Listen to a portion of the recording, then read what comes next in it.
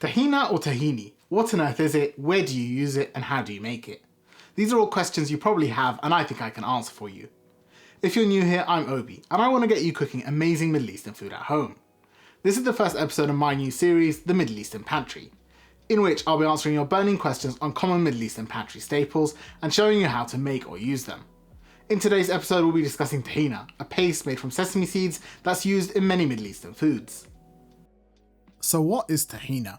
The simple answer to that question is, it's toasted sesame seeds that have been crushed extremely fine. Like most seeds and nuts, sesame seeds have a significant fat content in the form of oil. When you heat and then crush the sesame seeds, these oils seep out and form a nut butter. And that's all that tahina really is, a sesame nut butter. But unlike other nut butters though, this has a really runny texture. In terms of flavour, tahina is extremely nutty and has a slight umami flavour. It has a bitter flavour profile and a texture that coats your mouth. So if you're into things like pure nut butters, then you'll definitely like it. Because of its strong flavour, it's nearly always diluted when used, though there are a few applications where it works great unadulterated. What you might not know is that tahina is used in both savoury and sweet applications. There's quite a few sweet dishes where tahina is added for a perfect sweet and bitter balance. Depending on where you live, you may be able to get tahina from the store. I got this jar from my local supermarket, and as you can see, tahina nearly always splits. Unless it's been emulsified, the fats will naturally separate from the solids, and all you need to do is stir it before using. A jar of tahina will usually last about 6 months in the cupboard before it starts to decline in quality. I find that most store-bought tahinas are roasted too much for my tastes. I prefer the Middle Eastern style of tahina, which is usually a light beige colour rather than a toasted brown, so it's better to make it myself. If you're interested in making tahina at home, you only need 2 ingredients and a blender or food processor. The first step in making tahina is toasting sesame seeds. I'm placing 200 grams or 7 ounces of white sesame seeds in a cold pan over a medium heat. We'll toast these for about 4 minutes, stirring the pan often until you can smell a sesame aroma. Once they just start browning, remove them from the heat immediately and pour them out of the pan.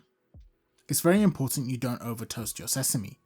If you do, you'll end up with what's known as red tahina, and it has a much stronger bitter flavour than the regular stuff. As you can see, the toasted sesame is just fractionally darker than the raw one. Add the sesame seeds to your blender or food processor, and you'll now process them into a fine powder. After a few minutes of processing, they should look something like this. We'll now add 4 tablespoons of oil to the sesame seeds to turn it into a paste. I'm using sunflower oil, but you can use sesame oil if you have it on hand or any other neutral oil. Then we just continue processing it until it turns into a liquid mixture. After a solid 5 minutes of blending, this is what mine looked like. It doesn't have the ultra smooth texture of mass produced tahina, but if you have a very high powered blender, you can leave it running to get it even smoother. Now you can just pour your freshly made tahina into a jar and it's ready to use whenever you want. This stuff tastes way better than any of the store-bought tahinas, and it's 100% preservative and additive free. The most common way to use tahina is in making tahina sauces. There's no one recipe for this, and in reality you can customize a sauce to suit any particular food. When I'm making a sandwich or salad, I make a light tahina sauce by combining 75 grams of yogurt, 50 grams of tahina, 50 grams of water, 20 grams of lemon juice, and 1/4 teaspoon each of salt, white pepper, cumin, and chili powder. I mix these all together into a runny sauce like this, and it goes perfectly with lightly flavoured foods like halloumi. When making a dipping sauce for seafood or grilled meats, you want it to be a bit stronger. I add 70 grams of tahina and yogurt, then 50 grams of water, 2 minced garlic cloves, 1 tablespoon of lemon juice, half of a tablespoon of white vinegar, half of a teaspoon of salt, and 1/4 teaspoon each of pepper, cumin, and chili. I whisk this up till it's just a little liquid, but still thick enough to coat foods. Other than sauces, tahina is used in making a lot of other Middle Eastern savoury foods such as hummus, baba ganoush, kofta with tahina, and aubergine feta. Sprinkle it on some plain roasted veggies to give them a deeper flavour, or add it to your salad dressing for a nutty element.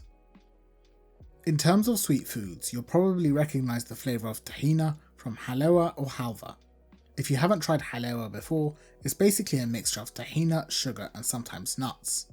The mixture is worked until it develops a grainy fudge-like texture and then is dried until solid. Think of it as a very crumbly and sweet peanut butter with the flavour of toasted sesame. Spread it into a sandwich with some clotted cream for an ultra decadent treat. Another sweet application is a simple serving of tahina and cane molasses. This is commonly served as a dip at breakfast and is possibly one of the greatest things you'll ever have in the morning.